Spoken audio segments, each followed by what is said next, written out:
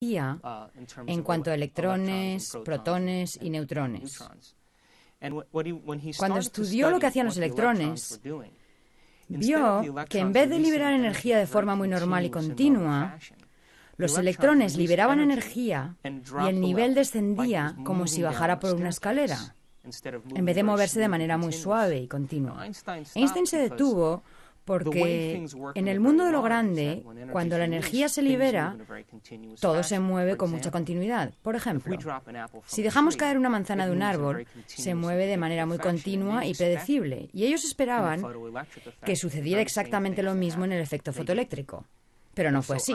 De modo que Einstein empezó a ver que el comportamiento de lo muy diminuto es muy distinto a el de lo muy grande. Entonces hubo una serie de experimentos que se centraron en los electrones y en la posible ubicación de los mismos.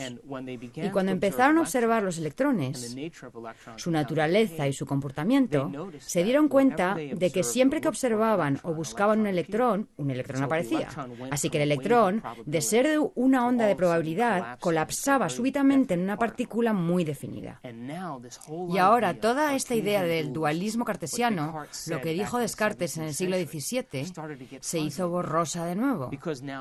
Porque ahora la persona subjetiva y la mente subjetiva empezaban a tener un efecto directo en lo muy objetivo. Y ahora la separación entre la mente y la realidad y la mente y lo objetivo empezó a integrarse otra vez.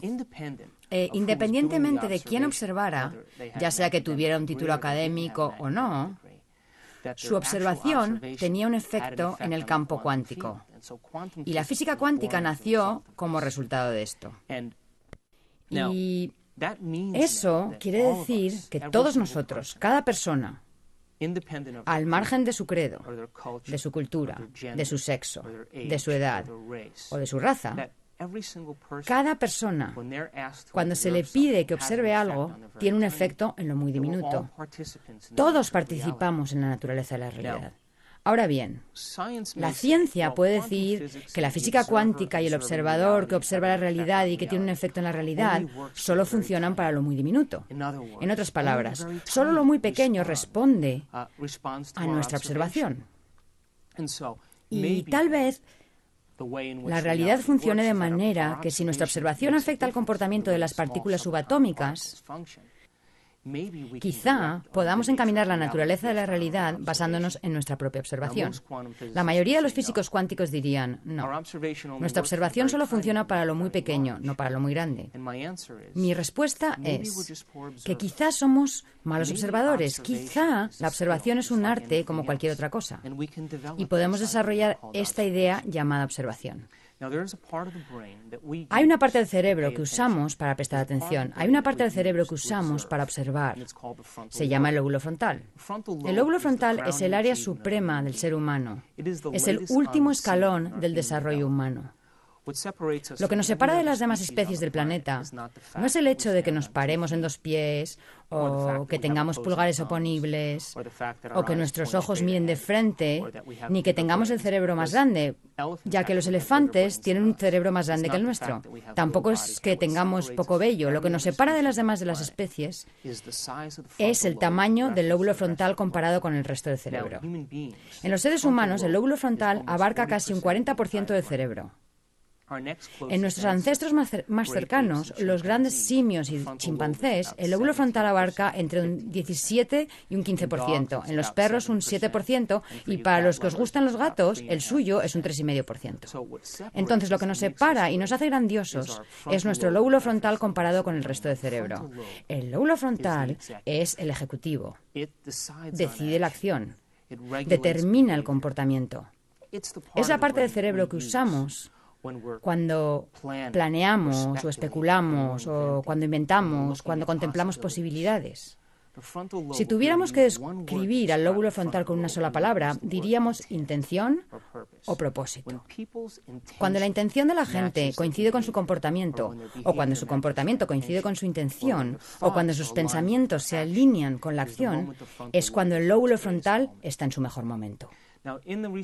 Una publicación de noviembre de 2004 se anunció que un grupo de científicos de la Universidad de Wisconsin decidió ver si la observación o prestar atención era una habilidad como cualquier otra cosa, y diseñaron un experimento en el que reunieron a un grupo de monjes budistas, monjes que habían estado meditando y concentrándose en conceptos como la compasión, el amor y la divinidad durante largos periodos de tiempo. La mayoría de estos monjes había pasado entre 10.000 y 50.000 horas de meditación. Así que esta gente sabía prestar atención.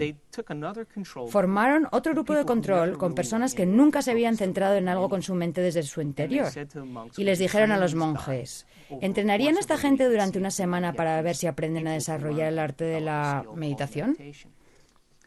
Entonces, conectaron unos 256 electrodos en todo el cerebro de los monjes para medir qué tipo de actividad se registraba cuando estos monjes prestaban atención, y luego harían lo mismo con el grupo de control.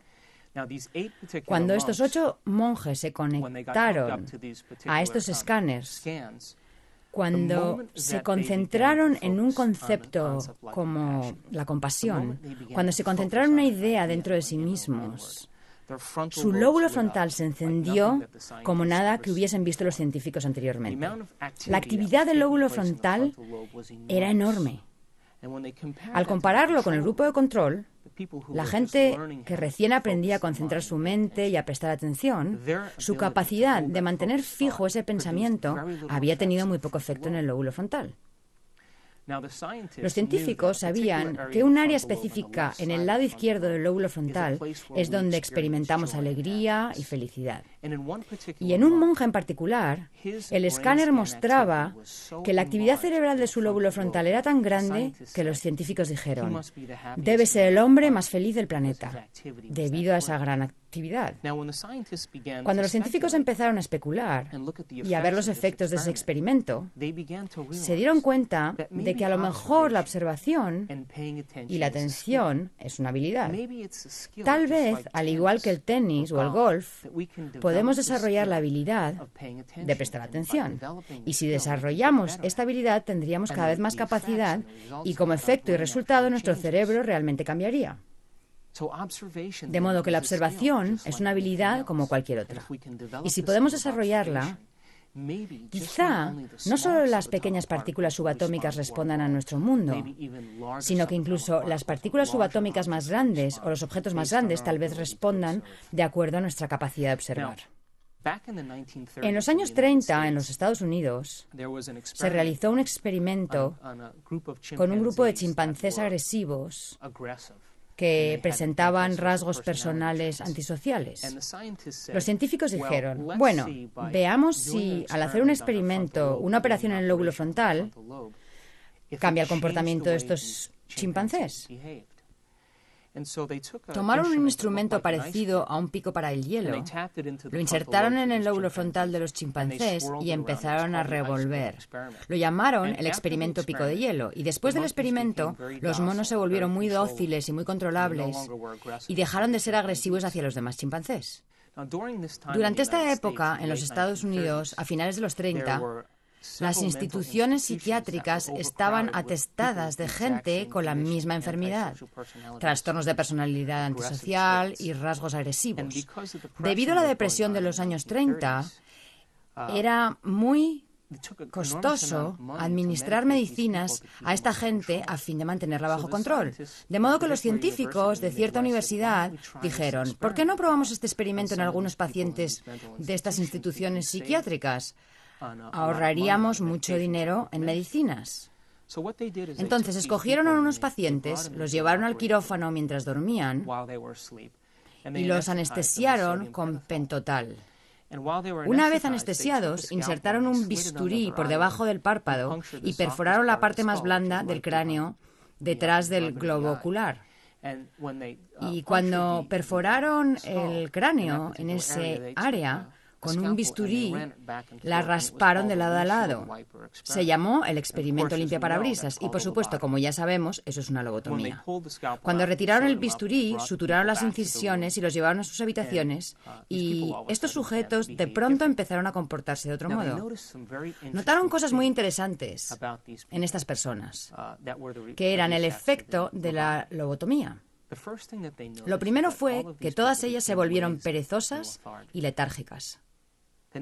Lo siguiente fue que carecían de inspiración. Perdieron la iniciativa de hacer cosas. También notaron que tenían un enorme deseo de hacer lo mismo de siempre.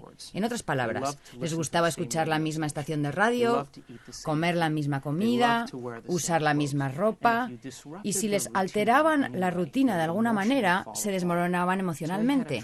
Así que tenían un deseo tremendo de hacer siempre lo mismo.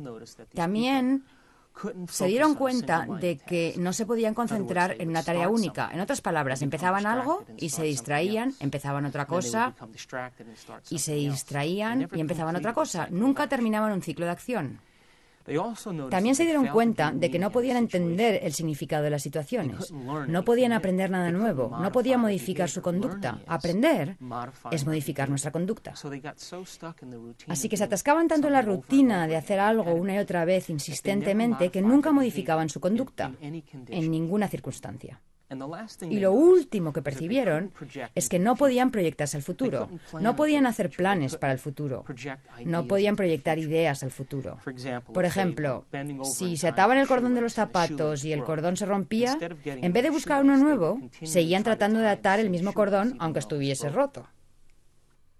Entonces, si consideramos esto, un daño en el lóbulo frontal produce ciertos efectos en la gente. La gente se vuelve perezosa, letárgica y sin inspiración. Pierde la iniciativa, tiene un deseo de hacer siempre lo mismo, no hace nada nuevo. No puede proyectarse al futuro, no aprende nada nuevo y se distrae fácilmente. Bueno, esto empieza a parecerse a la mayoría de la gente de nuestra cultura. Y la razón es que no hemos dominado la capacidad de usar el lóbulo frontal apropiadamente. Quizá no hemos dominado el arte de la observación. Quizá la observación es un arte en sí mismo. Y la mayoría de las personas se distraen tanto con su mundo externo que no usan el lóbulo frontal debidamente. Si lo pensamos, todo lo que nos rodea le envía constantemente información al cerebro. Nuestros sentidos nos permiten interpretar la realidad. Nuestros sentidos nos permiten responder a la información del mundo exterior. Mientras creamos que el mundo exterior es más real que el mundo interior, siempre usaremos los mismos circuitos del cerebro para procesar esa información. Cuando aceptamos que el mundo interior afecta al mundo exterior, tenemos que empezar a usar el lóbulo frontal. Científicamente sabemos que es cierto, indudablemente cierto, que el cerebro está influenciado y moldeado por el entorno. Eso lo sabemos específicamente. Sin embargo, la ciencia también está empezando a descubrir que nuestro cerebro está influenciado y moldeado por nuestra capacidad de prestar atención y que cuando podemos prestar atención y tenemos la capacidad de adquirir conocimiento y de fijar ese conocimiento en nuestro cerebro, empezamos a crear nuevos circuitos. Y cuando somos capaces de hacer nuevos circuitos, empezamos a percibir la realidad de otra manera, según las conexiones establecidas en nuestro cerebro. Veamos un ejemplo. Supongamos que yo tomara un cuadro de Monet, por ejemplo, y lo pusiera sobre una pantalla aquí arriba y dijera, échale un vistazo a este cuadro de Monet y solo disfruta del cuadro. La mayoría de la gente miraría el cuadro unos minutos, reconocería ciertos objetos en el cuadro y daría por terminado el asunto.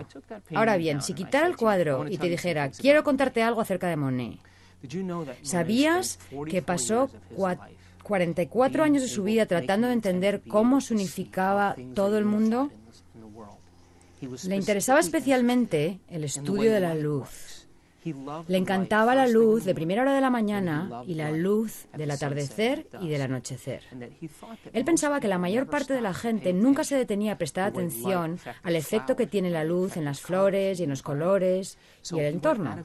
Y se desvivía por pintar con pasteles y colores e iluminar las cosas según la luz de esa hora del día en particular. Y decía cosas como, el puente y la glicina no están separados en realidad, son la misma cosa y solo puedo pintarlos de ese modo. Y al envejecer, contrajo cataratas y sus cataratas eran muy gruesas. Así que cuando percibía la luz, esa luz que él percibía